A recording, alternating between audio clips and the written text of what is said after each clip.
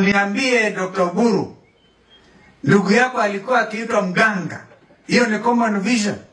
Na UDA walisema yule mtu wa vitendawili. Hiyo ni common vision. Mnakumbuka, unajua Kenya Mungu ametupatia kipawa cha ajabu kukumbuka tu. Ni kama ile Raila anaita ngiri. Ngiri unaichapa hapa, kifika pale imesahau.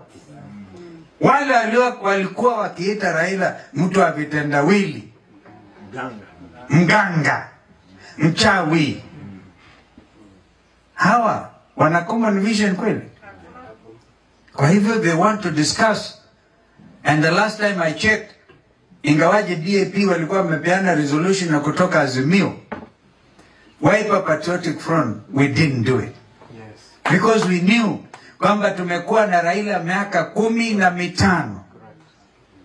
Kama wao wanaona after all that we did to make our late brother president of the Republic of Kenya, wakiona yule alimnyima Raila hiyo nafasi, their party leader, if indeed they believe in the vision of Raila Odinga, then the first point of call should be united opposition.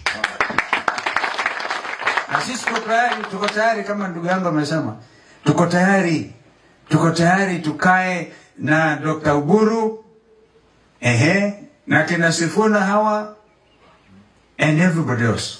Lakini wakiamua wataenda na Kasongo, then they should obviously agree unanimously. They don't believe in the vision and the purpose of their fallen leader. Simple as that.